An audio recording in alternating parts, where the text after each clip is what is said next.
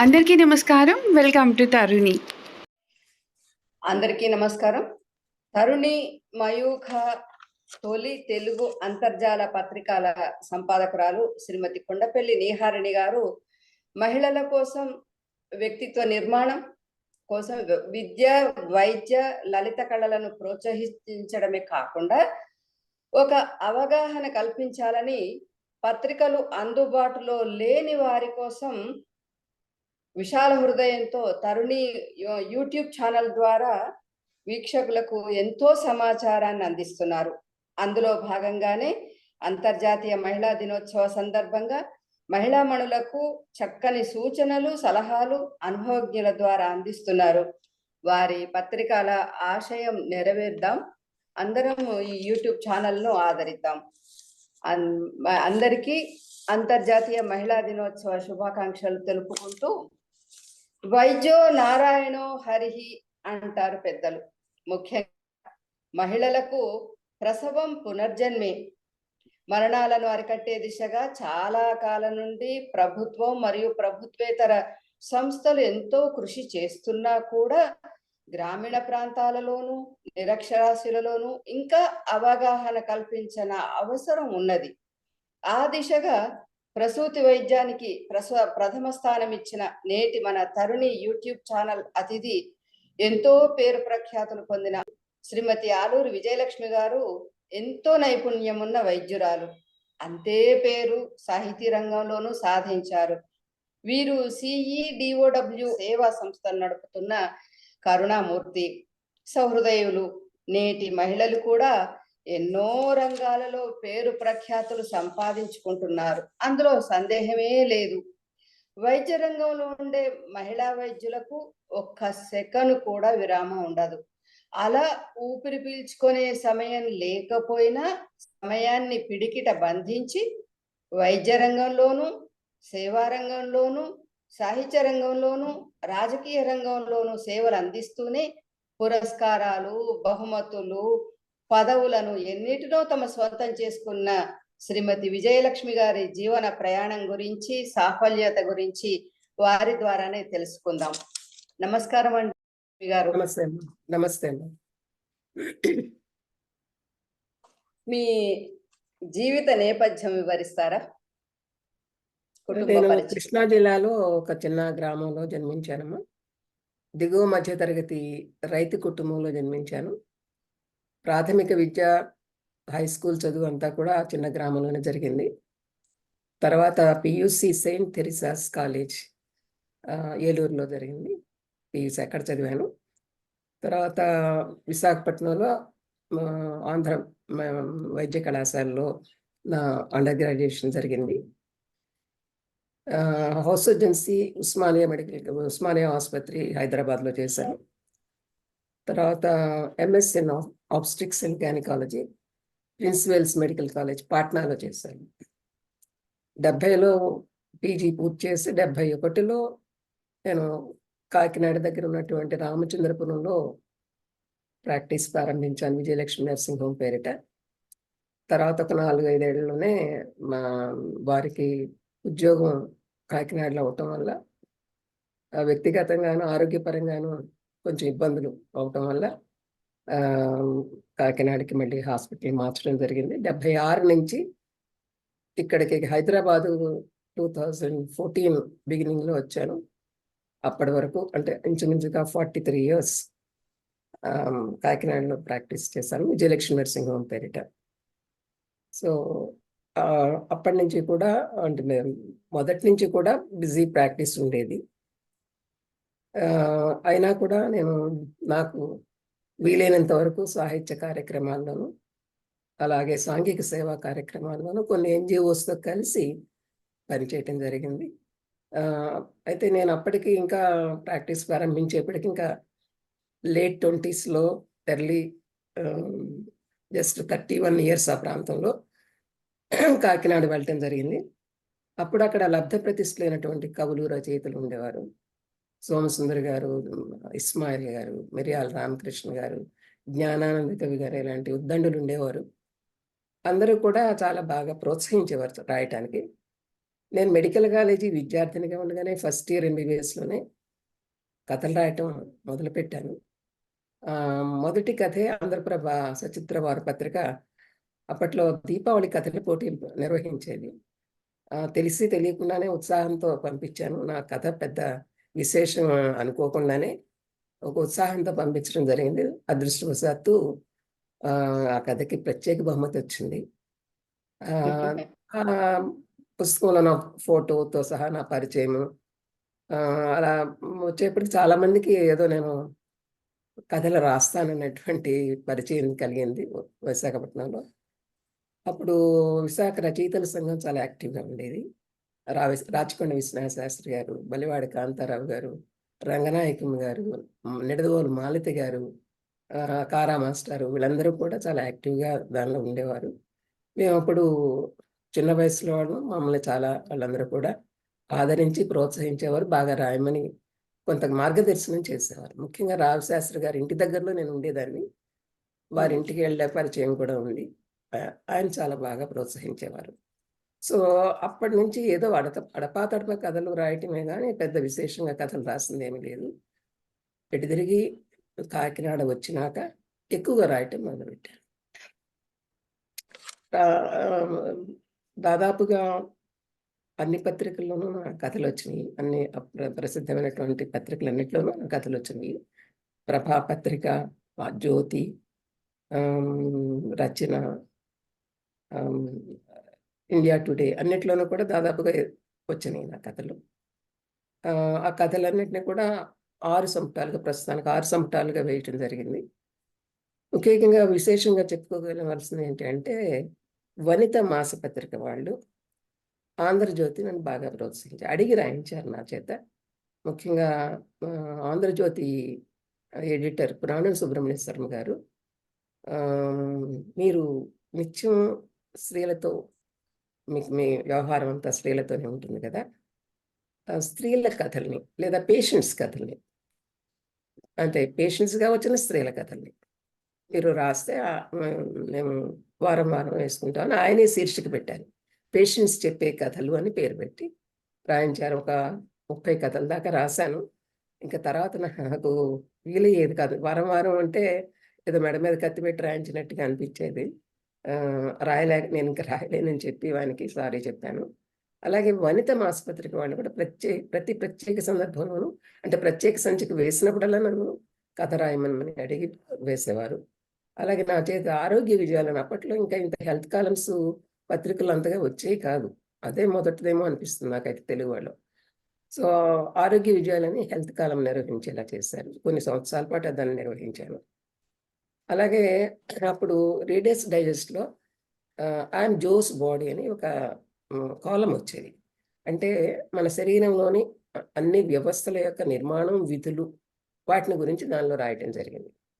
అది చెప్పేవాళ్ళు నాకు అదే నమూనాలో తెలుగులో మీరు రాయండి, అందరికీ అర్థమయ్యేలాగా, చిన్నపిల్లలకు కూడా అర్థమయ్యేలాగా అని అడిగితే నేను రాశాను. అలాగే ఒక కొన్ని 15-16 నెలలు వేశారు. అన్ని వ్యవస్థల గురించి రాశాను. అది రాస్తూ ఉండగానే విశాలాంధ్ర పరిచరణల వారు మేము పుస్తకంగా తెస్తామని అడిగారు. అది మన దేహం కథ పేరిటతో వారు ప్రచురించడం జరిగింది. దాన్ని ఆంధ్రప్రదేశ్ ప్రభుత్వం వారు ఆపరేషన్ బ్లాక్ బోర్డ్కి ఎంపిక చేసి దాన్ని విద్యార్థులందరికీ అందేలాగా చూశారు. అలాగే నవల్లో కూడా నేను నా ఫస్ట్ నవల విశాలాంధ్రలో సజీవ స్వప్నాలని ఫస్ట్ నవల విశాలాంధ్రలో సీరియల్గా వచ్చింది. రెండవది వనితా జ్యోతిలో చైతన్య దీపాలని, అంటే చెప్పాలంటే అది మన కొమూరి వేణుగోపాలరావు గారి హౌస్ సర్జన్ నవల వచ్చింది, అందరికీ తెలిసే ఉంటుంది. చాలా ప్రాచుర్యం పొందిన నవల. అంటే హౌస్ సర్జెన్సీలో ఉండగా ఆ అనుభవాల గురించి రాశారు ఆయన. నేను చైతన్య దీపాలని వైద్య విద్యార్థినిగా అనుభవాల గురించి రాయటం జరిగింది. సో ఆ నవల దానిలో వచ్చింది. తర్వాత మామూలుగా ఈ మాసపత్రికలకు అనుబంధంగా వస్తాయి కదా, వాటిల్లో ఒకటి ప్రత్యూష పవనం, ఒకటి వెలుతురు పువ్వులని చిన్న చిన్న నవలికలు వచ్చినాయి. నవళ్ళు అంతవరకే నేను రాసింది. ఎక్కువగా తర్వాత వైద్య విజ్ఞానం గురించే రాయటం మీద కాన్సన్ట్రేట్ చేశాను. దానిలో నేను రోజు నాతో ఉండేది ఆ తల్లులు కదా, వాళ్ళకి అవసరమైనటువంటి గర్భిణీ స్త్రీలకు అవసరమైనటువంటి అంటే మేము బిజీ ప్రాక్టీస్లో ఉన్నప్పుడు అన్ని విషయాలు వాళ్ళతో చెప్పటానికి అవకాశం ఉండదు. అది ఆ అసంతృప్తి నాకు ఉండేది. అందుకని ఏం చేస్తానంటే మాతృత్వం అనే పుస్తకం రాశాను. అది అందరికీ చాలా నచ్చి చాలా వేల పుస్తకాలు అంటే విశాలాంధ్ర వాళ్ళే ప్రచురించారు. తర్వాత ముందు నేనే ప్రచురించి వాళ్ళకి ఉచితంగా ఇచ్చేదాన్ని. ఇంకా అది కూడా నా వల్ల అయ్యేది కాదు. తర్వాత వారు టేకప్ చేసి ఇంచుమించుగా 40 ఏళ్ళు పైగా వాళ్ళే పునర్ముద్రించడం జరిగింది. ఆ పుస్తకం కూడా చాలా ప్రాచుర్యం. ఇప్పటికీ ముందు తరాల తల్లులు చెప్తూ ఉంటారు. ఆ పుస్తకం మాకెంతో ఉపయోగపడిందని తారసపడితే చెప్తూ ఉంటారు. సో, అదొక పుస్తకం నాకు సంతృప్తి కలిగించేటి విషయం. ఇంకా ప్రముఖంగా చెప్పాలంటే గీతా రామస్వామి గారు హెచ్‌బిటి హైదరాబాద్ బుక్ ట్రస్ట్. ఆమెతో పరిచయం మహీధర్ రామ్మోహన్ రావు గారు ద్వారా కలిగింది. ఆవిడ వైద్యుడు లేని చోట where there is no doctor అనే పుస్తకాన్ని అనువదించడానికి నాకు అవకాశం ఇచ్చారు. మీ అందరికీ తెలిసే ఉంటుంది. వైద్యుడు లేని చోట అనే పుస్తకం గ్రామీణ ప్రాంతాల్లో ఒక బైబిల్ లాంటిది. ఎంతో మంచి పుస్తకం. అంతర్జాతీయంగా చాలా ప్రసిద్ధి చెందినటువంటి పుస్తకం. అలాగే where women have no doctor అది కూడా చాలా మంచి పుస్తకం. అంటే ఉమెన్ ఆరోగ్యం, స్త్రీల ఆరోగ్యం చుట్టూ ఉన్నటువంటి ఆర్థికమైన, సామాజికమైన, రాజకీయమైనటువంటి అంశాల గురించి దానిలో చాలా విపులంగా, చాలా శాస్త్రీయంగా చర్చించడం జరిగింది. ఆ పుస్తకాన్ని అనువదించడం వల్ల నేను నేర్చుకున్నాను. నా వ్యక్తిగతంగా నేను లాభపడ్డాను. నా దృక్పథం మారింది. మెరుగైంది నా దృక్పథం. సో, ఆ విధంగా ఆ పుస్తకాన్ని అనువదించడం జరిగింది. తర్వాత ఆ సంస్థకే మానసిక వైద్యుడు లేని చోట అనే పుస్తకాన్ని ఒక 10 ఏళ్ల క్రితం అనువదించాను. అలాగే ఎన్‌బిటి వాళ్ళు కూడా నేను ముందు వైద్యుడు లేని చోట అనువదించగానే national book trust of India వారు కూడా ద స్టోరీ ఆఫ్ బ్లడ్ అనే పుస్తకాన్ని అనువదించమని కోరారు. తర్వాత మళ్ళీ అంటే 10 సంవత్సరాల క్రితం సుమారుగా పత్తిపాక మోహన్ గారు బాధ్యతలు చేపట్టినాక మళ్ళీ 2 పుస్తకాలు చిన్న బాలల సాహిత్యం పుస్తకాలు 2 నాకు అనువదించే అవకాశాన్ని కలిగించారు. గత 10 ఏళ్లుగా నేను తక్కువే రాస్తున్నాను. ఈ 10-12 ఏళ్ల వ్యవధిలో వచ్చిన పుస్తకాలను ఇటీవలే అంతర్ముఖం అనే పుస్తకం కథల సంపుటిని వేయటం జరిగింది. ఇప్పుడు ముఖ్యంగా నేను నా కథల్ని కొన్నిటిని ఇంగ్లీష్‌లోకి అనువదించి అమెజాన్‌లో సెల్ఫ్ పబ్లిష్ చేశాను. అలాగే హెల్త్ ఎడ్యుకేషన్ బుక్స్‌ని రాసి అమెజాన్‌లో సెల్ఫ్ పబ్లిష్ చేస్తున్నాను. నాకు 50 ఇయర్స్ ఏజ్ రాగానే నేను ఒక ప్రకటనలాగా చేశాను. నా సమయాన్ని, నా ధనాన్ని కొంత సామాజిక సేవ కోసం వినియోగిస్తానని. ఆ విధంగానే అప్పటికే నేను చైతన్య వనితా మండలి అనే ఒక సంస్థకు అధ్యక్షురాలుగా ఉండేదాన్ని. తర్వాత ఒక Indian medical association Kakinada chapter అధ్యక్షురాలుగా, రోటరీ క్లబ్ అధ్యక్షురాలుగా, red cross society of India district బ్రాంచ్‌కి వైస్ చైర్మన్‌గా, ఇంకా స్థానికంగా ఉన్న అనేక సంస్థల బాధ్యతలను నిర్వహిస్తూ వాటి ద్వారా కొన్ని ప్రయోజనకరమైనటువంటి పనులు చేస్తూ 1999లో centre for empowerment and development of women అనేటువంటి సంస్థను స్థాపించి దాని ద్వారా కార్యక్రమాలను చేయటం జరుగుతుంది. అంటే దాదాపుగా health education camps, health clinics అంటే ఉచితంగా హెల్త్ క్యాంప్స్ పెట్టడం, అవగాహన కార్యక్రమాలు నిర్వహించడం, గ్రామీణ ప్రాంతాల్లో కూడా వెళ్ళి చెప్పడం జరిగింది. అప్పట్లో 2004 సంవత్సరంలో వరల్డ్ బ్యాంక్ ఒక ప్రాజెక్ట్స్ కాంపిటీషన్ పెట్టింది. ఏంటి మన రూరల్ ఇండియాలో గ్రామీణ ప్రాంతాల్లో సౌకర్యాలను మెరుగుపరచడానికి అంటే హెల్త్, ఎడ్యుకేషను, రోడ్లు, భవనాలు, ఎలక్ట్రిసిటీ ఏవేవైతే సర్వీసులు ఉన్నాయో వాటన్నిటిని మెరుగుపరచడానికి సృజనాత్మకమైనటువంటి ప్రాజెక్ట్స్ పోటీ నిర్వహించింది. అందులో 1500 పైగా ప్రాజెక్ట్స్ వస్తే చాలా పెద్ద పెద్ద సంస్థల నుంచి, పెద్ద పెద్ద వ్యవస్థల నుంచి, ఎన్‌జిఓస్ నుంచి వచ్చినాయి. ప్రాజెక్ట్ సబ్మిట్ చేస్తే అందులో 1500 పైగా ఉన్న వాటిల్లో 50ని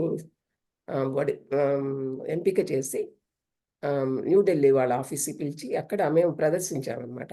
అంటే మా ప్రాజెక్ట్ కూడా ఒకటి అయింది దానిలోను. అంటే మా ప్రాజెక్ట్ టైటిల్ ఏంటంటే adolescent girls as promoters of basics in nutrition, health and hygiene.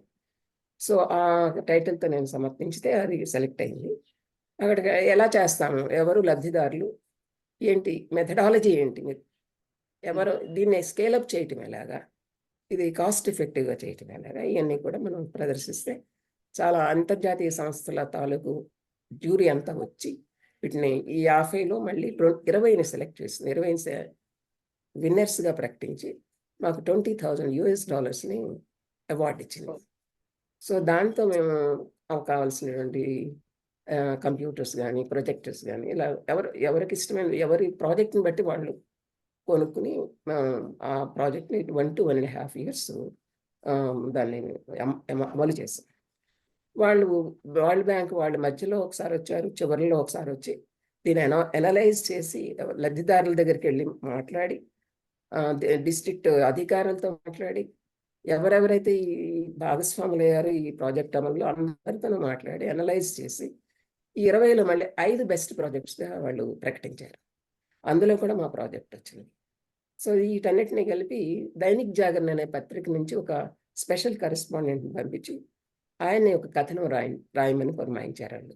ఆయన ఢిల్లీ నుంచి వచ్చి కాకినాడలో బస్ చేసి అందరినీ కలిసి అందరినీ ఇంటర్వ్యూ చేసి ఒక కథనం రాశారు, సక్సెస్ స్టోరీ అని రాశారు. సో అది మీకు తెలుసు, దైనిక్ జాగరణ అనేది అన్ని హిందీ స్పీకింగ్ ప్రాంతాల్లో వచ్చేటువంటి పత్రిక, వైడ్ సర్క్యులేషన్ ఉన్నటువంటి పత్రిక. అలాగే ఒక క్రూని పంపించారు, ఒక ఛానల్ ఇన్ ఛానల్ క్రూని పంపించి వాళ్ళు అంతా మొత్తం చిత్రీకరించారు, పిల్లలతో మాట్లాడించి అధికారులతో మాట్లాడించి మా సంస్థ సభ్యులతో మాట్లాడించి వాళ్ళు కూడా ఒక వీడియో తీశారు. ఏదైతే 5 బెస్ట్ ఇంప్లిమెంటెడ్ ప్రాజెక్ట్స్ అన్నిటినీ కూడా తీసాళ్ళు 5 సక్సెస్ స్టోరీస్ అని ఒక వీడియో విడుదల చేశారు. అది వరల్డ్ బ్యాంక్ ఉనికి ఉన్నటువంటి అన్ని దేశాల్లోనూ మోడల్ ప్రాజెక్ట్స్గా వీటిని వాళ్ళు ప్రొజెక్ట్ చేశారు.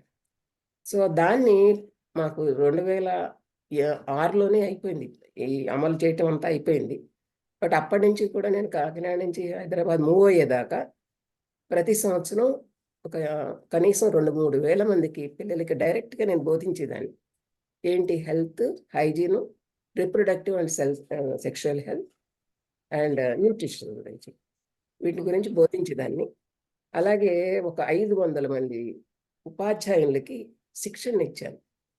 2 రోజులు వాళ్ళని, అంటే చాలా మద్దతు ఉండేది మాకు డిస్ట్రిక్ట్ అధికారుల నుంచి. కలెక్టరు, రాజీవ్ విద్యా మిషన్ అధికారులు అందరూ కూడా చాలా బాగా దీన్ని మద్దతు తెలిపేవారు, బాగా ఆసరా ఇచ్చేవారు.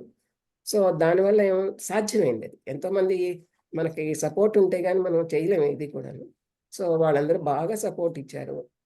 పిల్లల్ని ఇప్పుడు ఎవరినైతే ప్రాజెక్ట్ అమల్లో భాగంగా బోధించామో వాళ్ళల్లో కొంచెం చురుగ్గా ఉన్నటువంటి వాళ్ళు, విల్లింగ్గా ఉన్నటువంటి వాళ్ళని సుమారుగా ఒక 120 మందికి శిక్షణ ఇచ్చాం. అంటే ఇంటెన్సివ్ కోచింగ్ ఇచ్చారు. వాళ్ళు వెళ్ళి వాళ్ళ గ్రామాల్లో డ్రాప్ అవుట్ గర్ల్స్ కానీ, ఇన్ స్కూల్ గర్ల్స్ కానీ, పెద్దవాళ్ళకి కానీ అసలు న్యూట్రిషన్ యొక్క వాల్యూస్ ఏంటి, వేటిల్లో ఉంటాయి, ఏ పదార్థాల్లో ఉంటాయి, ఆ పదార్థాలను వండటం ఎలాగా, ఏ విధంగా తీసుకోవాలి, ఏ విధంగా నిల్వ ఉంచాలి, వీటన్నిటి గురించి సాకల్యంగా చర్చించి వాళ్ళతో చేయటం జరిగింది.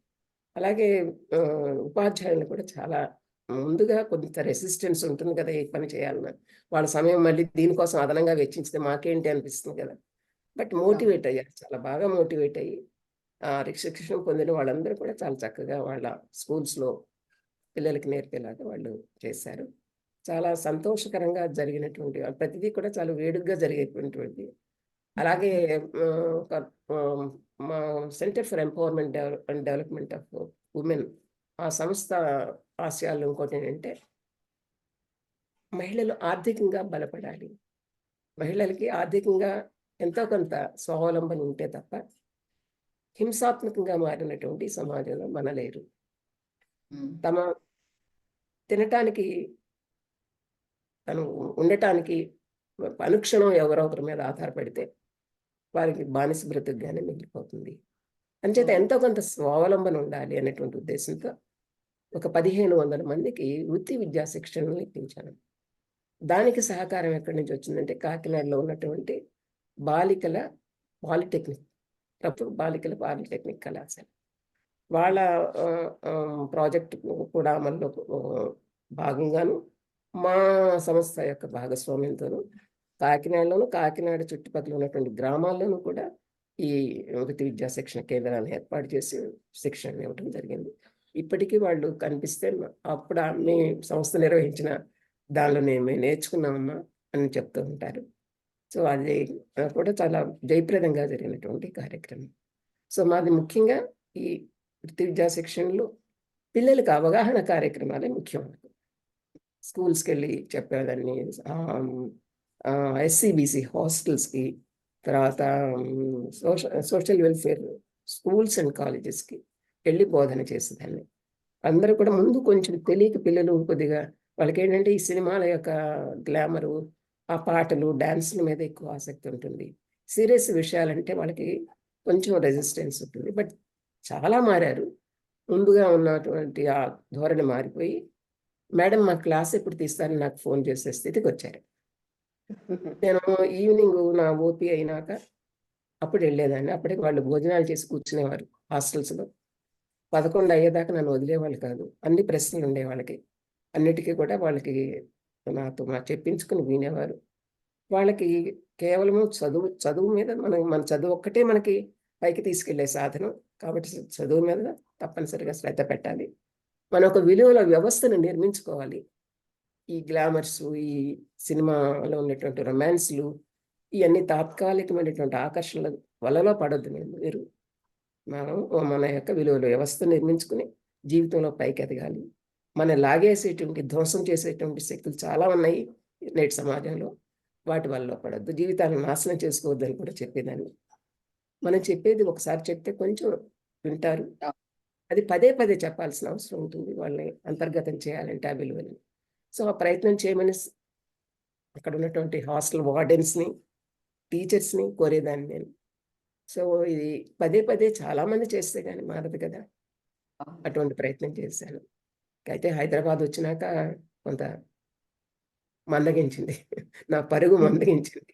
వెళ్ళటం సాధ్యం కావట్లేదు. మహానగరంలో నాకు ఏమి చేయటం సాధ్యం కావట్లేదు. అదమ్మా చాలా పరిగెత్తండి మళ్ళా. ఏది 87 నడుస్తాను, ఇంకేం పరిగెత్తాను చెప్పండి. నిజంగా కూడా మీరు సాహితీవేత్తలుగా వైద్య రంగంలో ఉంటూ ఈ సాహిత్యాన్ని ఉపయోగించుకోవడంగా చెప్పవచ్చు. ఇది ఒక ఎందుకంటే ఇన్ని ప్రచురణలు జరగడం, ఇన్ని మెడికల్ జర్నల్స్ రావడము, ఇన్ని వీడియోలు చేయడము, ఇవన్నీ కూడా మీకు సాహిత్య నేపథ్యం ఉండడం అదనపు. మా సాహిత్య నేపథ్యం మన మన వ్యక్తిత్వాన్ని శుభ్రపరుస్తుందమ్మా. నాకైతే చాలా నమ్మకం ఉంది. అలాగే సాహిత్యం వల్ల నా వృత్తి జీవితం కూడా లాభం పొందింది. అంటే నాకు ఏమీ కూడా బాధపడనక్కర్లేనటువంటి స్థితిని తెచ్చింది.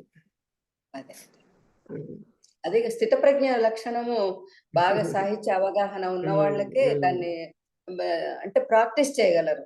తెలుస్తుంది. స్థితప్రజ్ఞ లక్షణం అంటే ఏమిటి అనే నిర్వచనం అందరికీ తెలిసినా కూడా దాన్ని సాధన చేయడము, దాన్ని ప్రాక్టీస్ చేయడం వల్లనే ఉంటుంది ఎవరికైనా దాని ఫలితం. అలాగే రాట్రికల్ ప్రెసిడెంట్ గా ఉన్నప్పుడు మహిళల కోసం ప్రత్యేకంగా ఒక వృద్ధాశ్రమాన్ని నెలకొల్పాను. అది ఇప్పటికీ చాలా విజయవంతంగా నడుస్తుంది. అందరూ నన్ను వెనకలాగారు. చాలా కష్టం, మీరు ఎలా ఎందుకు దాన్ని తలపెట్టారు అంటే, ఇప్పుడు మాకు రోటరీలో ఏంటంటే ఒక పర్మనెంట్ ప్రాజెక్ట్గా ఏదో చేస్తే బాగుంటుందన్న ఉద్దేశంతో నేను నా టైంలో నేను చేస్తే బాగుంటుందని తలపెట్టాను. వెనకలాగినా తగ్గలేదు నేను. సో గవర్నమెంట్ నుంచి ఒక 1100 గజాలు స్థలం సేకరించాము. అలాగే అందరూ కలిసి వచ్చి దాని పెద్ద భవనంగా ఏర్పాటు చేయటానికి అంత చక్కగా వాళ్ళకి గౌరవప్రదంగా, ఆనందంగా ఒక ఏర్పాటు అంటూ జరిగింది.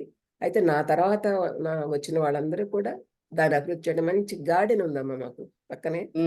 గార్డెన్ కూడా మాకు ఒక 1000 గజాలు దాన్ని అనుమతి ఇవ్వటం జరిగింది డిస్ట్రిక్ట్ అప్పుడు. సో దానిలో మంచి గార్డెన్ వేసాము, హాయిగా కూర్చుని ఉండటానికి. మీకు ఈటీవీ వాళ్ళు ఒక ఇది చేశారు, క్లిప్ తీశారు. మీకు పంపుతాను నేను దాన్ని. చూడండి. చాలా హ్యాపీగా ఉంటారు. ఎంత సంతోషంగా ఉందమ్మా మీతో మాట్లాడటం. అంటే మీ విద్యా అభిరుచుల గురించి ఇప్పుడు ఇంత దాకా మీరు చెప్పారు తరుణి ప్రేక్షకులకు. అయితే ఈ ఇటు అభిరుచులను ఇటు ఉద్యోగాన్ని ఎట్ ఏ టైం నిర్వహించే ఆ బాధ్యతల్లో ఏమైనా సమస్యలు ఎదుర్కొన్నారా? వాటిని ఎలా పరిష్కరించుకున్నారు? అయితే సమస్యలు ఏమీ ఎదుర్కోలేదమ్మా మేము. మా కుటుంబం సపోర్ట్ చాలా ఉంది. అంటే మా హస్బెండ్ చాలా కోఆపరేట్ చేసేవారు.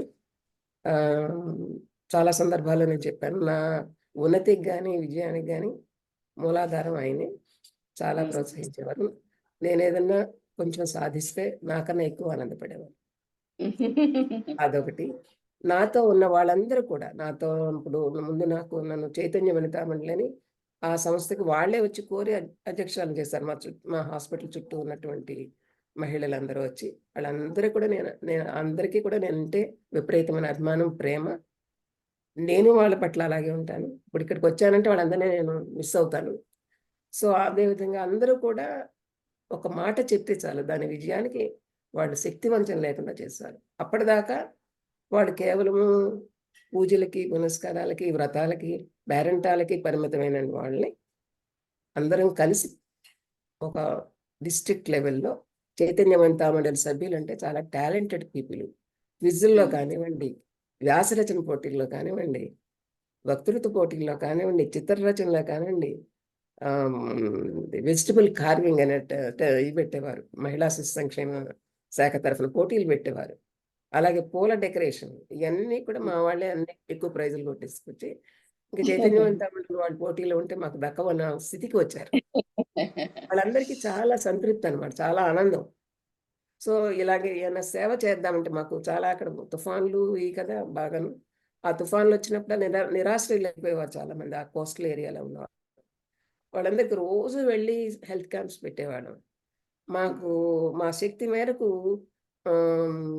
బట్టలు గాని, దుప్పట్లు గాని, బియ్యం, పప్పులు గాని తీసుకెళ్ళి ఇచ్చేవాళ్ళం. అందరూ వచ్చేవారు.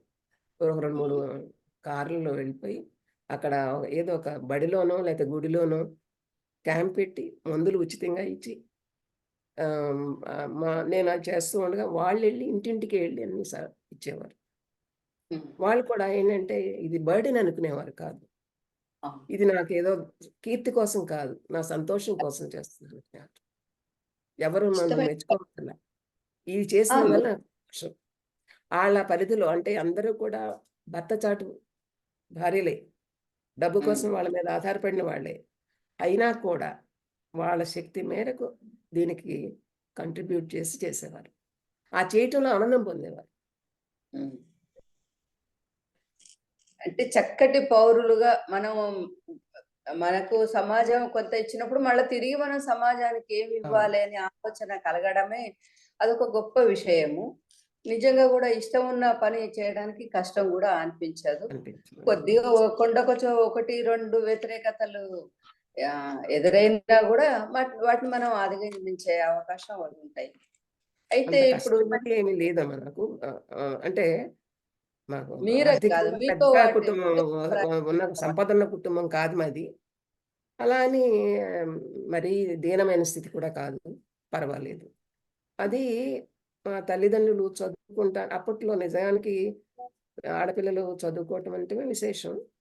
పెద్ద చదువులంటే ఇంకా విశేషం. ఏదో స్కూల్ టీచర్ ట్రైనింగ్ అయితే చాలనుకునే స్థితిలో నుంచి మెడిసిన్ చదివే దీనికి ముందు ముఖ్యంగా మా ఇంట్లోనే మా పిన్ని గారు చదివింది. నాకన్నా ముందు మెడిసిన్ చేసింది మా పిన్ని, మా అమ్మగారి చెల్లెలు. సో, ఆవిడ ఒక ఆదర్శం నాకు. అలాగే మా పెద్ద మామయ్య గారు యూనివర్సిటీలో ప్రొఫెసర్‌గా చేశారు. ఆయన ముందు చదువుకున్నటువంటి వ్యక్తి ఆయన. సో, వీళ్ళిద్దరూ కూడా మాకు ఒక ఆదర్శంగా నిలిచి చదువుకోవటానికి ప్రోత్సాహం. ఒక మార్గంలోకి వెళ్ళినాక మనకు మనం తవ్వుకోవాల్సిందే కదా మన ఎనర్జీని. అవును. వారి పేరేమిటమ్మా? పిన్నమ్మ గారి పేరు? సత్యవతి గారమ్మ. ఇటీవలే మరణించారు. ఒక 3 నెలల క్రితం మరణించింది.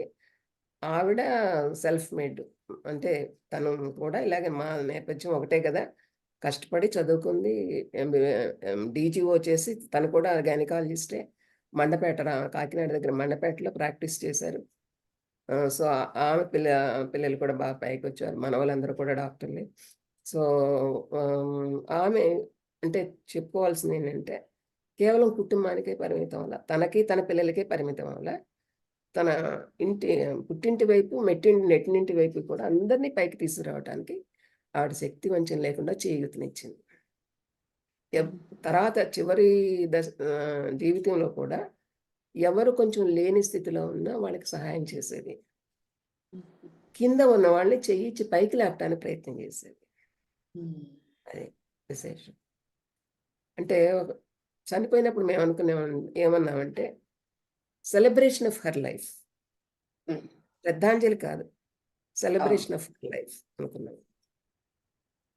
చాలా గొప్ప విషయం అమ్మా, చాలా గొప్ప. అయితే మీరు వైద్య విద్యార్థిగా ఉన్నప్పుడే మీరు రచనలు చేశాను అని చెప్పని ఇంతకు ముందు మీ మాటల్లో. అయితే మీ వంశంలో ఎవరైనా కవి పండితులు ఉండడం వల్ల మీకు ఆ అభిరుచి ఏర్పడిందా, లేక మీకు మీరే ఆ సాహితీ రంగాన్ని సృష్టించుకున్నారా? మా కుటుంబంలో ఎవరు లేరమ్మా. కాకపోతే నాకు ఆసక్తి ఎలాగంటే పుస్తకాలు చాలా అందుబాటులోకి వచ్చింది నాకు. మాకు స్కూల్ లైబ్రరీలో చాలా మంచి పుస్తకాలు ఉండేవి. ప్రాచీన పుస్తకాలు, అప్పటికి లభ్యమవుతున్నటువంటి ఆధునికమైనటువంటి పుస్తకాలు కూడా మాకు అందుబాటులో ఉండేవి. కానీ ఒక్కటే బాధ ఏంటంటే వారానికి ఒక్క పుస్తకం ఇచ్చేవారు.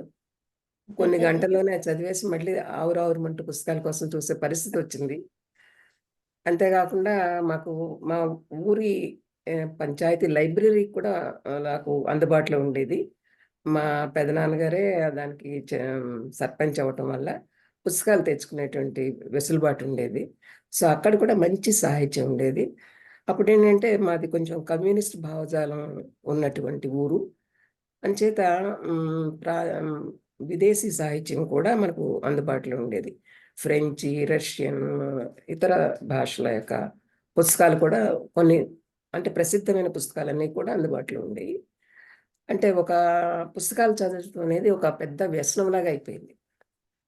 అంటే పాజిటివ్ వ్యసనం అనమాట. సో, అంటే పుస్తకాలు చదువుతూ మనం క్లాస్ పుస్తకాలు చదవటం అశ్రద్ధ చేస్తే చాలా నష్టం జరిగేది.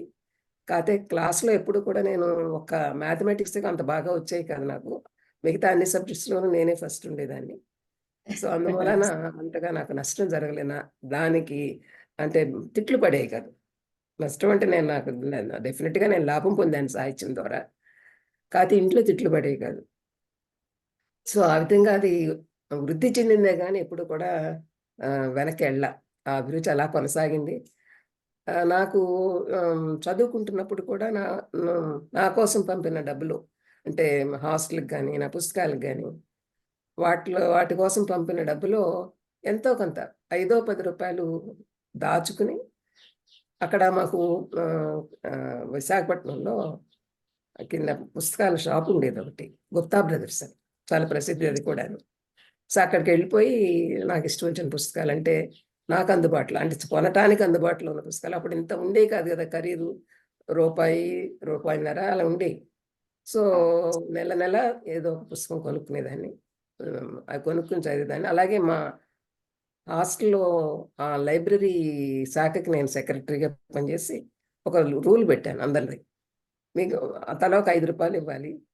మీకు కోరినటువంటి పుస్తకాన్ని దాని ద్వారా కొంటాం. అలా పెట్టి అందరి ద్వారా డబ్బు వసూలు చేసి అక్కడ కూడా పుస్తకాలు కొనిపించాము. సో, దాని ద్వారా నేను చదవగలిగాను. అన్నమాట హోమ్ లైబ్రరీ.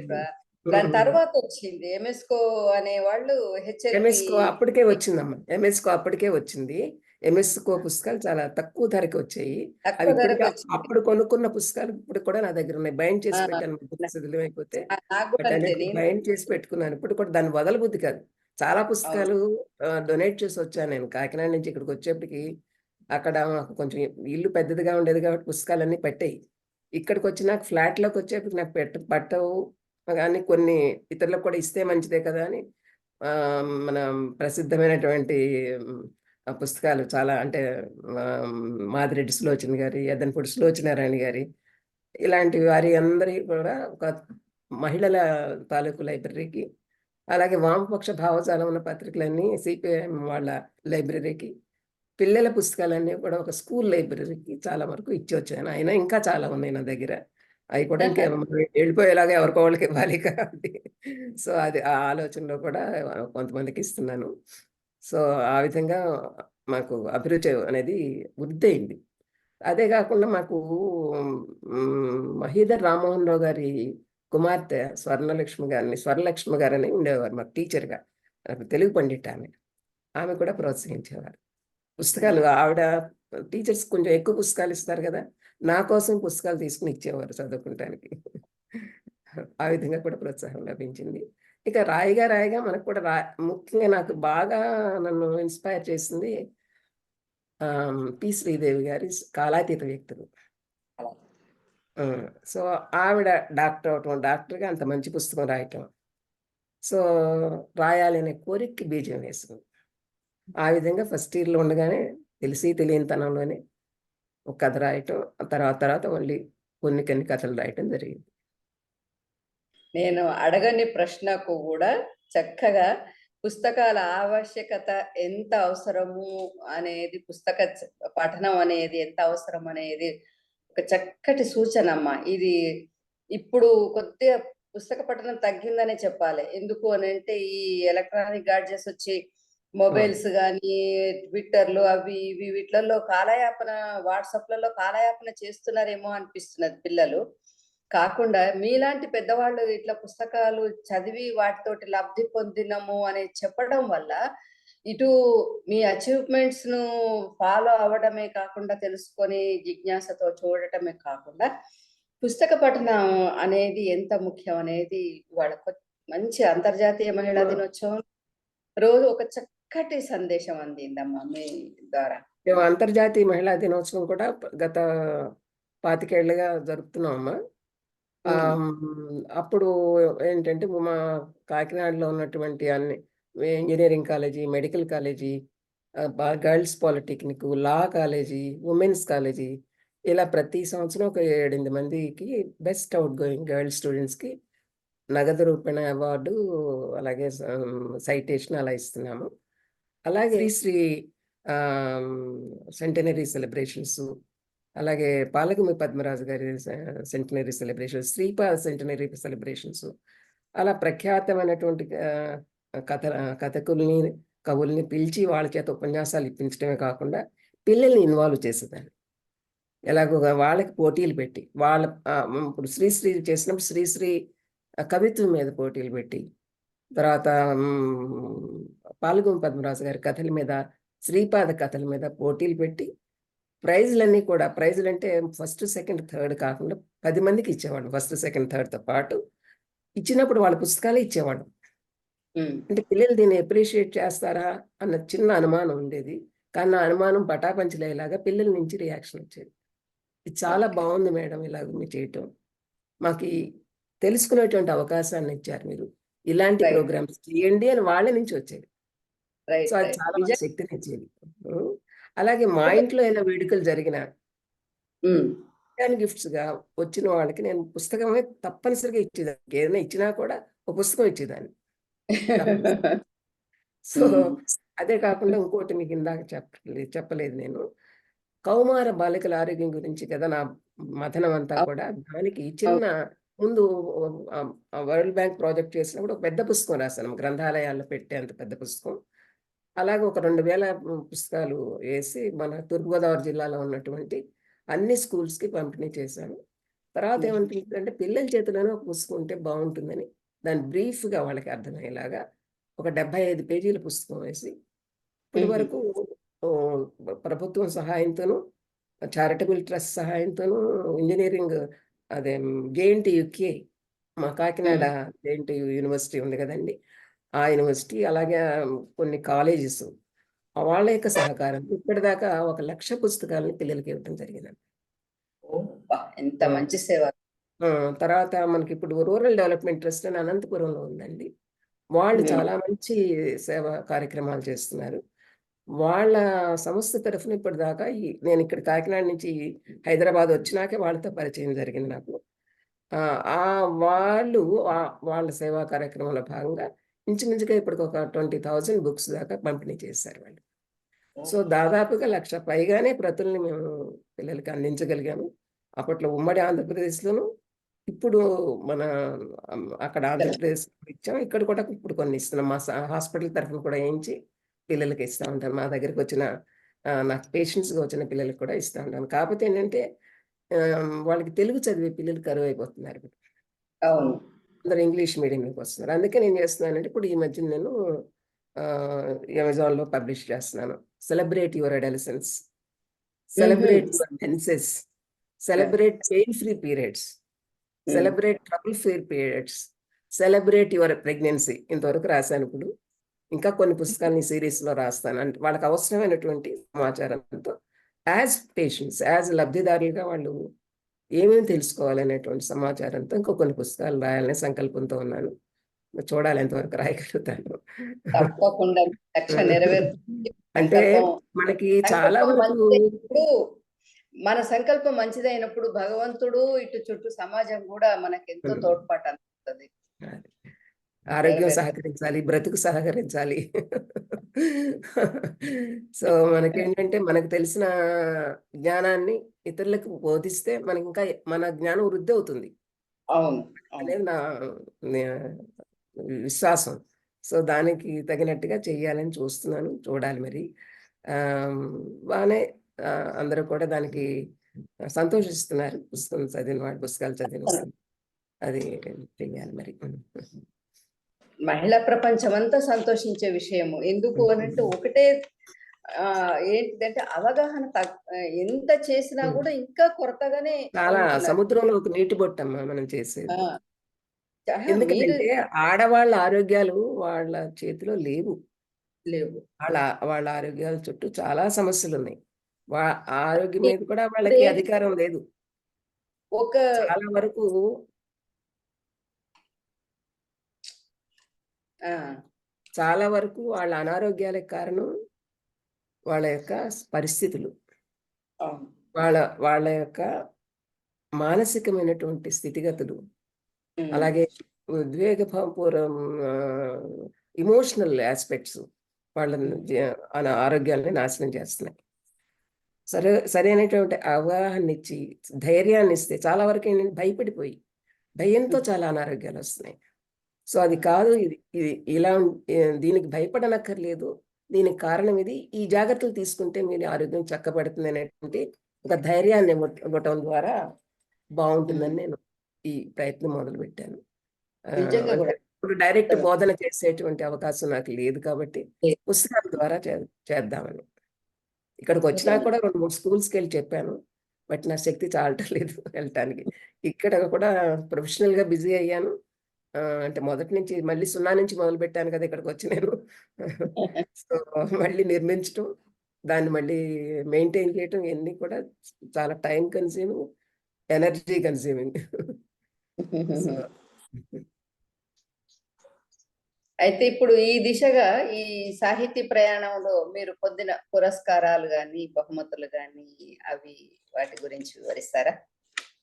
అప్పుడు సాహిత్యపరంగా నాకు తెలుగు యూనివర్సిటీ మల్లాది సుబ్బమ్మ గారు పెట్టిన పురస్కారం వచ్చిందమ్మా. కీర్తి పురస్కారం. మల్లాది సుబ్బమ్మ గారు మహిళాభ్యుదయ పురస్కారం పెట్టారు కదా! తెలుగు యూనివర్సిటీ ద్వారా. అదొచ్చిందమ్మా. తర్వాత మచిలీపట్నం వారిది ఒకటి. చాలా వచ్చినాయి. ఒక 25 దాకా వచ్చినాయి. అంటే మరి వేరే వేరే సంస్థలయి. కవి సంధ్య పురస్కారం ఈ మధ్యన. అలాగే బందర్ నుంచి గుత్తికొండ సుబ్బారావు గారు వారి భార్య పేరిట రామరత్నం గారి పేరిట మొన్న నవంబర్‌లోనే ఇచ్చారు ఒకటి. జీవిత సాఫల్య పురస్కారం అని. అలా వచ్చినాయి. అలాగే ఈ హెల్త్ ఎడ్యుకేషన్ బుక్స్‌కి మా ఇండియన్ మెడికల్ అసోసియేషన్ నుంచి వరుసగా 3 ఇయర్స్ నా కాంట్రిబ్యూషన్‌కి వాళ్ళు ఇవ్వటం జరిగింది. అలా చాలా వచ్చింది. ఒక 25, 30 దాకా వచ్చింది. చాలా అంటే మరీ ఎక్కువ కాదు. ఒక 25, 30 దాకా వచ్చింది. ఎందుకు అలాగే అంటే ప్రేరణ విశాలాంధ్ర పబ్లిషింగ్ హౌస్ వారు స్వర్ణోత్సవాల సందర్భంగా మన ఆ జిల్లా స్థాయిలో కూడా ఒక సన్మానం పురస్కారం లాగా చేశారు. ఇది రేపటి కవయిత్రులకు, రచయిత్రులకు, అలాగే వైద్య రంగంలో సేవలు అందించే వారికి ఒక ప్రేరణగా మాత్రమే చెప్తున్నాను. అడుగుతున్నాను. దీని ఏదో ఇంకో మరో ఉద్దేశం కాదు. ఎందుకు అనంటే ఈ వీడియో చూసి 100 మంది చూస్తే ఒకళ్ళైనా ఈ మార్గాన్ని ఎంచుకొని సేవాభావంతోనూ, పుస్తక పఠనంతోనూ, అలాగే మనకొచ్చిన విజ్ఞానాన్ని ఇతరులతో పంచుకోవాలనే ఒక మాట మీరు అన్నారు. అది ఎందరికో ప్రేరణ కలిగించే మాట. అందుకని నేను తరచి అడుగుతున్నాను. అయితే అలాగే మరి రాజకీయ రంగంలోకి ప్రవేశించాలని ఎందుకు అనిపించింది? ఆ నేపథ్యం ఏమిటి?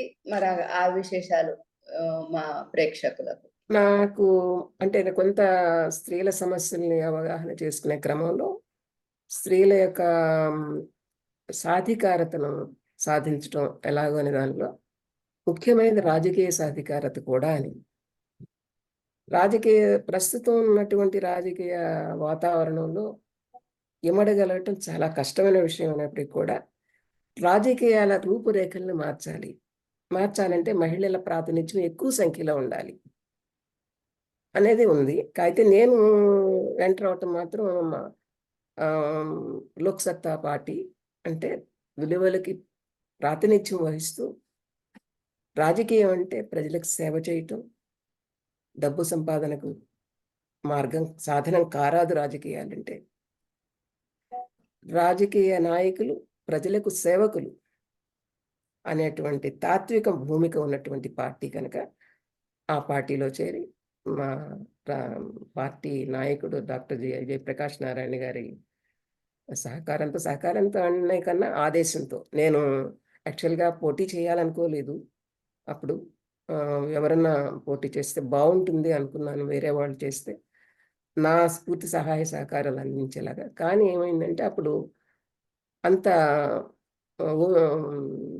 ఆసక్తి చూపించిన వాళ్ళు, ఆ మాత్రం ఖర్చు పెట్టగలిగిన వాళ్ళు లేకపోవటం వల్ల పార్టీ కొంత గుర్తింపు వస్తుంది. పార్టీకి అప్పుడు కనీసం 2% ఓటింగ్ అన్నా వస్తే బాగుంటుంది, పార్టీకి మనగలిగేటువంటి స్థితి వస్తుంది అనేటువంటి దీనిలో నేను పోటీ చేయటం జరిగింది. బాగానే వచ్చినాయి ఓట్లు. అంటే అప్పుడు పోటీలో ఉన్నటువంటి పార్టీల్లో మాది బీజేపీ కన్నా నాకు ఎక్కువ వచ్చినాయి. అంటే మరి ఆంధ్రప్రదేశ్లో బీజేపీది అక్కడ మా వైపు తక్కువ కదా వాటి ఉనికి. సో ఒక 20,000 ఓట్ల దాకా వచ్చినాయి. 20,000 అంటే చాలా తక్కువ, కానీ ఆ పార్టీ కన్నా ఎక్కువ వచ్చినాయి నాకు.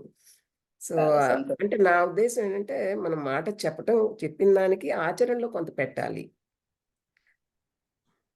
డెసిషన్ మేకింగ్ స్థాయిలో ఆడవాళ్ళు ఉండాలి, ఇటు రాజకీయాల్లో కానీ ఉద్యోగాల్లో కానీ. మహిళలు ఒక గుర్తింపు పొందాలంటే ఇది ఆషామాషి విషయం కాదు, అలవోకగా వచ్చేది కాదు. మగవాళ్ళ కంటే 10 రెట్లు శ్రమిస్తేనే, 10 రెట్లు ప్రూవ్ చేసుకుంటేనే వాళ్ళకి గుర్తింపు అనేది వస్తుంది.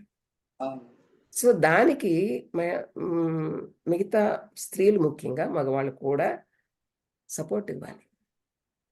ఒక స్త్రీ పెరుగుతూ ఉంటే, పైకి వస్తూ ఉంటే మనకు కనీసం మాటగా ఒక ప్రశంస, ఒక సపోర్ట్ అనేది ఉంటే చాలా బాగుంటుంది అని నాకు ఉంటుంది. ఇప్పుడు నేను ఏదైనా చెప్పాను అంటే, నా గురించి చెప్పానంటే, నా జీవితాన్ని నుంచి ఏమన్నా కొంచెం నేర్చుకోగలిగింది ఉందని మీరు భావిస్తే నేర్చుకుంటే సమాజానికి ఉపయోగపడుతుంది. నాకు ఇప్పుడు ఈ చేసే వీడియో కూడా మనకు గుర్తింపు కోసం కాదు, ఇది మనకు గుర్తింపు కోసం కాదు, మన కీర్తి అవసరం లేదు. కీర్తి కోసం ఎప్పుడు ఏది చేయలే. సేవ చేసామంటే అది నాకు సంతోషాన్ని ఇస్తుంది కనుక సేవ చేయాలి, అంతే. అంటే నేను నేర్చుకున్నటువంటి, నేను గురువుల నుంచి, తల్లిదండ్రుల నుంచి, మా ఇంట్లో పెద్దవాళ్ళ నుంచి నేర్చుకుంది, మనకు చేయగలిగిన, మనం సమాజం ఎంత ఇచ్చింది, సమాజానికి ఎంతో కొంత మనం మళ్ళీ వెనక్కి ఇవ్వాలి. ఆ, మనకెంతో ఇప్పుడు నేను చదువుకోగలిగానంటే నా యొక్క కృషి, నా యొక్క ప్రతిభే కాదు. చుట్టూ ఉన్న సమాజం నాకెంతో ఇచ్చింది. అవకాశం నాకు సమాజం ఇచ్చింది. ఆ. సో, సమాజం ఇచ్చిన దాన్ని నేను నాకు నాకు కలిగిన దానిలో నాకు సాధ్యమైనంత వరకు మళ్ళీ వెనక్కివ్వాలి. నా జ్ఞానమా, నా ధనమా, నా సమయమా ఏదైనా సరే.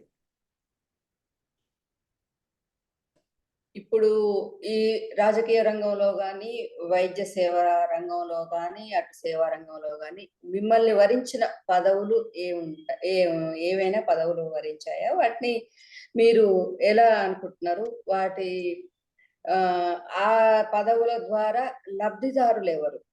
అంటే మీకు వచ్చిన వరించిన పదవుల ద్వారా మీరు చేసిన సేవలు ఎవరికైతే ఉన్నాయో అవి ఆ లబ్ధిదారులు ఎవరు?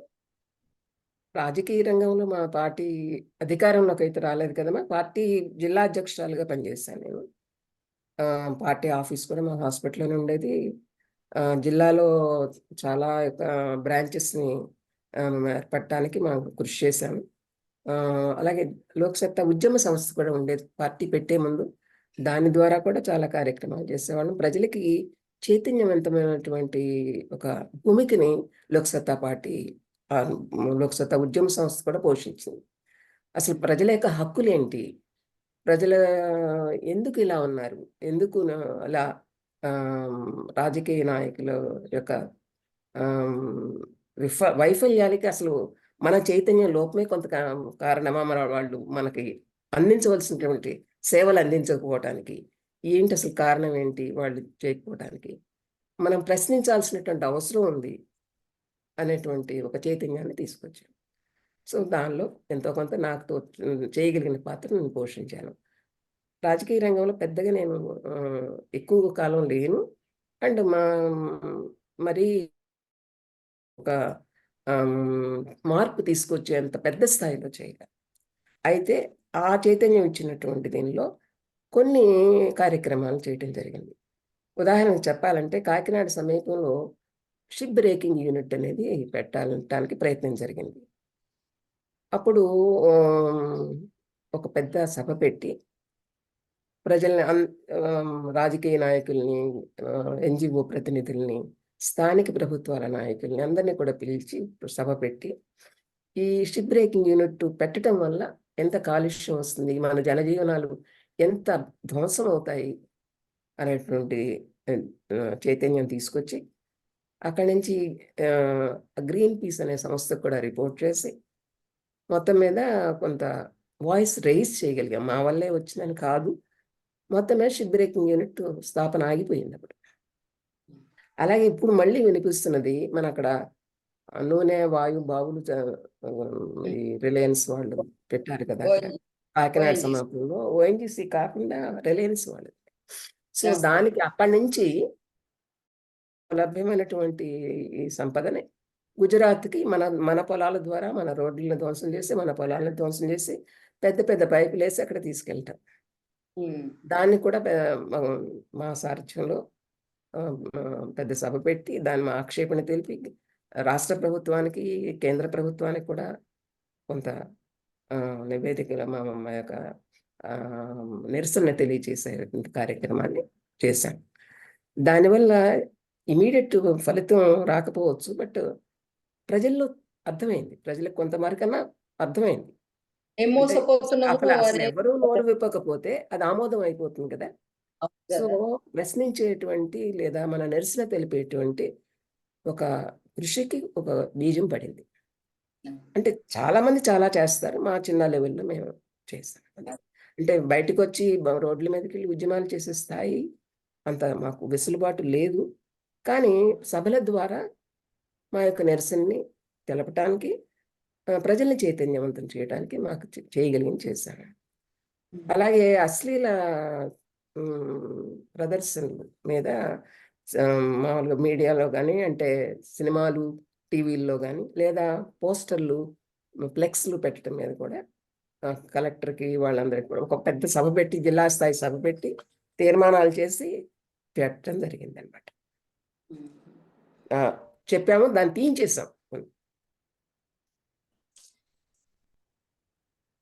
అయితే ఇప్పుడు అంతర్జాతీయ మహిళా దినోత్సవ సందర్భంగా మహిళలకు ఇచ్చే మీ సూచనలు, సందేశాలు, సలహాలు ఏమైనా ఉంటే చెప్పండి. చిన్న సలహాలు పెద్దగా నేను ఇచ్చేదేముంది కానీ అందరికీ బాగా ఇప్పుడు అందరూ కూడా చాలా తెలివిగల వాళ్ళు, బాగా తెలిసిన వాళ్ళు, అందరు చదువుకుంటున్నారు. అయినా కూడా నేను నమ్మేదాన్ని చెప్తాను. తప్పనిసరిగా ప్రతి మహిళ తన శక్తి మేరకు, అంటే ఎంత అందుబాటులో ఉంటే అంత మేరకు చదువుకోవాలి. చదివే మన పైకి తీసుకెళ్ళే ఒక సాధనం అని నేను నమ్ముతాను. అలాగే ఆర్థికంగా తప్పనిసరిగా స్వావలంబన ఉండాలి. తన తన సంపాదన మీద తను బతకగలిగేటువంటి స్థాయి ఉండాలి. తర్వాత తన సంపాదన మీద తన పెత్తనం ఉండాలి. తను సంపాదించి పెత్తనం చేతికి ఇవ్వటం కాకుండా దాన్ని ఖర్చు చేయటానికి కానీ, మదుపు చేయటానికి కానీ ఆవిడదే ఉండాలి. ఆవిడ పెత్తనమే ఉండాలి. అలాగే మనకి స్వేచ్ఛ, సమానత్వం కోరుకుంటున్నాం. ఎప్పటి నుంచో కోరుకుంటున్నాం. కొంతవరకు కొంత మేరకు వచ్చింది. అయినా మన స్వేచ్ఛ ఎప్పుడూ కూడా మన యొక్క బాధ్యతల భుజాల మీదే ఉంటుంది అని నేను నమ్ముతాను. సో స్వేచ్ఛ యొక్క పరిమితి ఏమిటి అనేది కూడా తెలుసుకోవాలి. అంటే హద్దులు లేని స్వేచ్ఛ అనేది ఉండదేమో అని అనుకుంటాను. అది మంచిది కూడా కాదనుకుంటున్నాను నేను. ఎంత మేరకు మన ప్రగతికి, మన యొక్క సంతోషానికి అవసరం అంత మేరకు తప్పనిసరిగా ఉపయోగించుకోవాలి. అండ్ బాధ్యతలను కూడా గుర్తెరగాలి అనుకుంటున్నాను. మనకేమంటుందంటే సమాజం బాధ్యతల్ని అప్పగించి స్వేచ్ఛను హరించి వేసే సమాజం నుంచి బయటపడుతున్నాం అప్పుడు. అయితే స్వేచ్ఛ యొక్క స్వరూపం కూడా తెలుసుకోవాలి. పరిమితులు తెలుసుకోవాలి. మన యొక్క విలువల్ని మనం సృష్టించుకోవాలి. ఏది మనకి మన కుటుంబానికి, మన సమాజానికి ఏది మంచి చేస్తుందో దాన్ని తెలుసుకుని మన విలువల వ్యవస్థను మనం తప్పకుండా చిన్న వయసు నుంచి కూడా నిర్మించుకోవాలి అని నేను అనుకుంటున్నాను. విలువల ప్రసక్తి వచ్చింది కాబట్టి చిన్న పిల్లలు అంటే బాలికల దాంట్లో ఆ విలువలు సరే తల్లిదండ్రుల పాత్రన, ఉపాధ్యాయుల పాత్రన, సమాజం పాత్రన, లేక ఇలా స్వచ్ఛంద సేవా సంస్థల అదే ఎట్లా మనం, ఎందుకంటే కొంత ముందు కాలంలో పాఠ్యాంశాలుగా నీతి పాఠాలు ఏవో పౌరనీతి శాస్త్రం అని అదని ఇదని ఉంటుండే కదా. ఇప్పుడు దాని ఖాళీ ఆ భర్తీని ఎలా చేయాలంటారు? తప్పనిసరిగా పాఠ్యాంశాల్లో చేర్చాలమ్మా. నేను ఇప్పుడు అసలు మా ఎన్జిఓ తరఫున కొంత పోరాడింది ఏంటి అంటే రిప్రొడక్టివ్ అండ్ సెక్షువల్ హెల్త్ అనేది పాఠ్యాంశాల్లో చేర్చాలి అని. కేంద్ర ప్రభుత్వానికి కూడా మేము అప్పుడు మా జిల్లా నుంచి ఉన్నటువంటి పల్లవరాజు గారు మినిస్టర్గా ఉండేవారు, కేంద్ర మంత్రిగా ఉండేవారు కదా. ఆయన ద్వారా నేను వాళ్ళకి ఒక విజ్ఞప్తిని చేయటం జరిగింది. ఏంటి, కనీసం ఒక 15 రోజులసారి ఒక అరగంట కనీసం ఈ విషయాల మీద బోధన జరిగితే పిల్లల ఆరోగ్యం చక్కబడుతుంది, మానసిక ఆరోగ్యం చక్కబడుతుంది. అలాగే పిల్లలకి తప్పనిసరిగా ఇప్పుడున్నటువంటి సమాజంలో వాళ్ళు విధ్వంసం వైపు వెళ్ళటానికి ఎక్కువ అవకాశం ఉంది. వాళ్ళ యొక్క మానసిక ఆరోగ్యానికి ఒక కొంత సహకరించేలాగా కౌన్సిలింగ్ ఏర్పాట్లు కూడా ఉండాలి. చెడుదారులు అంటే వాళ్ళు మంచి మార్గంలోకి తిప్పడానికి. మీరు ఇందాక అన్నట్లుగా మనకి ఇల్లే మొదటి పాఠశాల కదా. తల్లి తండ్రి కూడా సరిగ్గా ఉంటేనే, తల్లి తండ్రి యొక్క అనుబంధం సరిగ్గా ఉంటేనే, తండ్రి తల్లిని గౌరవిస్తుంటేనే అదొక ఆదర్శంగా పిల్లలు తీసుకుంటారు. తల్లి దృఢంగా ఉంటే ఆడపిల్ల దృఢంగా ఉండాలి. దృఢం అంటే మానసిక దారుఢ్యం అనేది. సో ఆడపిల్లలకి అవగాహన చిన్నప్పటి నుంచి వస్తుంది. అలాగే తండ్రి తల్లిని దూషిస్తూ ఉంటే, అవమానపరుస్తుంటే మగపిల్లాడికి, కొంతమంది పిల్లలు ఇలా ఉండకూడదు అనుకుంటారేమో కానీ చాలా మంది మగపిల్లలు ఇదే నమూనా అనుకుంటారు. మగవాళ్ళు అంటే ఇలాగే ఉండాలి కాబోలు అనుకుంటారు. సో అలాగే ఒక నమూనాలు ఏర్పడిపోతాయి. సో అలా కాకుండా తల్లి తండ్రి కూడా ఇద్దరు అనుబంధం సరిగ్గా ఉండాలి.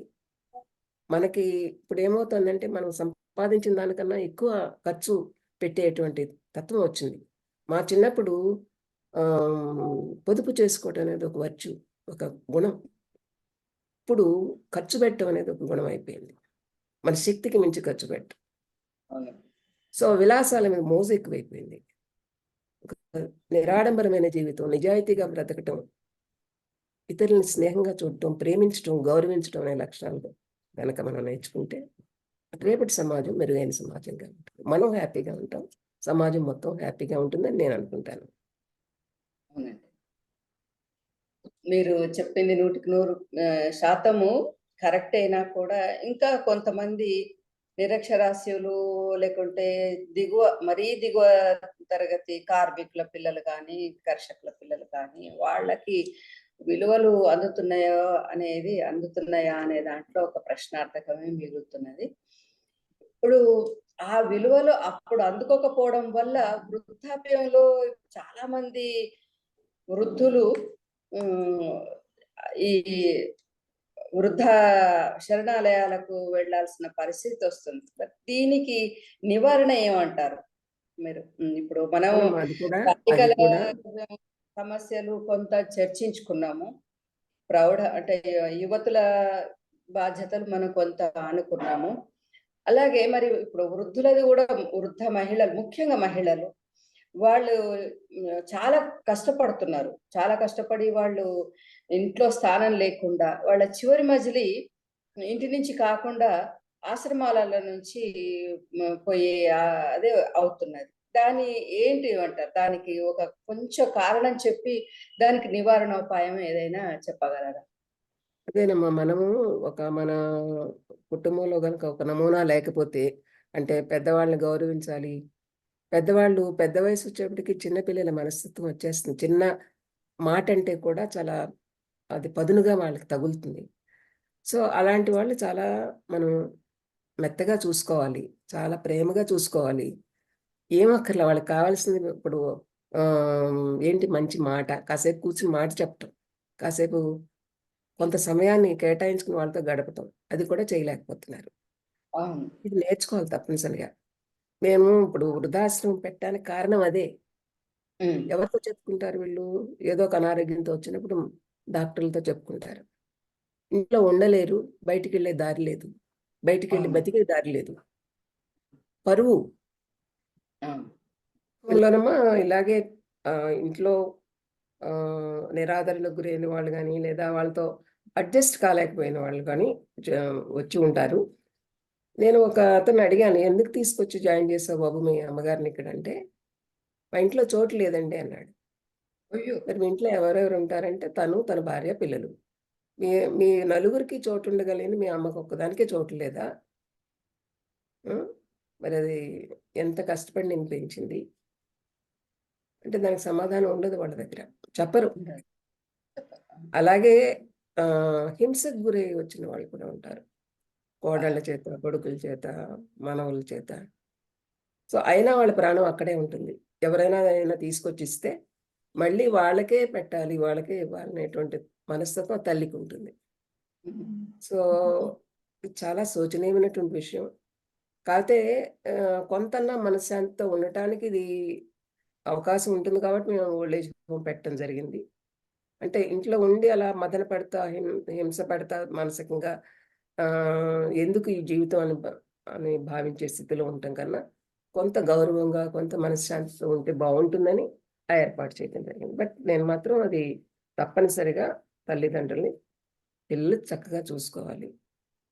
వాళ్ళకి ఏమి భోగభాగ్యాలు ఇవ్వక్కర్లేదు కదా, కేవలం కొంత ప్రేమ, కొంత సమయం, అంతే కదా. సో అది తప్పనిసరిగా పిల్లలు నేర్చుకోవాలి. అలాగే పెద్దవాళ్ళం కూడా ఇప్పుడు ప్రస్తుతం ఉన్నటువంటి సమాజంలో వాళ్ళ పోరాటాలు, వాళ్ళ సమస్యలు వాళ్ళకుంటాయి. సో మనం కూడా కొంత అడ్జస్ట్ అవ్వాలి అనేటువంటి భావం మనలో కూడా, పెద్దవాళ్ళలో కూడా ఉండాలి.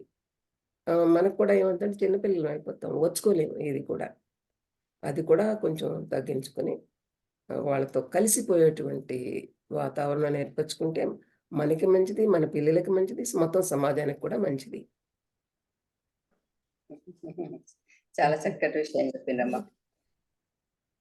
గైనకాలజీ అనే వైద్య శాస్త్రంలో స్త్రీ జననేంద్రియ వ్యవస్థలోని యోని, గర్భాశయం, అండకోశాలు మొదలైన వాటికి చెందిన చికిత్సా విభాగం. అయితే నేటి మన అతిథి గర్భాశయ సంబంధించిన దాన్నే కాకుండా అన్ని వయసులలోని మహిళలు ఎదుర్కొంటున్న సామాజిక, ఆర్థిక, ఆరోగ్య సమస్యలకు చక్కని సూచనలు చేశారు. ఈ రోజుల్లో నిజంగా కల్తీ భోజనం, విశ్రాంతి దొరకని జీవనశైలి, ఒత్తిడిలతో కూడుకొని ఆ జీవితం నిస్సారం అవ్వడము లేక అకాల మరణం సంభవించడము జరుగుతూ ఉన్నాయి. ఈ నేపథ్యంలో వాటిని స్త్రీ వైద్య నిపుణులు కొంత అరికట్టగలిగినా కూడా క్యాన్సర్ మహమ్మారి అనే ఒక ముంచుకొస్తున్న ఈ తరుణంలో తరుణిమానులందరూ అవగాహన తమ ఆరోగ్యాల పట్ల అవగాహన పెంచుకోవాలనే అవసరం ఉంది అని చెప్పని మన తరుణి యూట్యూబ్ ఛానల్ దాన్ని గ్రహించి ప్రముఖులైన వైద్యుల నిపుణులతోటి ఇలాంటి కార్యక్రమాలు ఏర్పరచటం చాలా ముదావహం. మన ఆలూరి విజయలక్ష్మి గారి వంటి సౌజన్యమూర్తులు, సహృదయత కలిగి సేవాభావం కలగలిసిన సాహిత్యంతో ముడిపడిన వైద్య నిపుణులు వారి అంతరంగం తెలుసుకోవడం ఎంతో ఇవాళ సుదినమే కాకుండా ఇది ఎంతో సాఫల్యం అని నేను భావిస్తూ వారి అనుభవ సారం తెలుసుకొని రేపటి తరపు వనితలెందరో ప్రేరణ పొందాలని ఈ ముఖాముఖి ఆశయం. ఎన్నో విషయాలను కూలంకషంగా వివరించిన వైద్య విశారద, విద్వన్మణి, తరుణుల ఆరోగ్యాభిలాషి శ్రీమతి ఆలూరి విజయలక్ష్మి గారికి అనేక కృతజ్ఞతలతో తరుణి యూట్యూబ్ వీక్షకులకు సాధారణంగా మరొకసారి అంతర్జాతీయ మహిళా దినోత్సవ శుభాకాంక్షలు తెలుపుకుంటూ నేటితో ఈ ముఖాముఖి ముగిస్తున్నాం. మరొకసారి కలిసి మరిన్ని విశేషాలు మాకు చెప్పాలని కోరుకుంటూ అమ్మ సెలవు. వీడియో నచ్చినట్టయితే తప్పకుండా లైక్, షేర్ అండ్ సబ్స్క్రైబ్ చేయండి. Thanks for watching.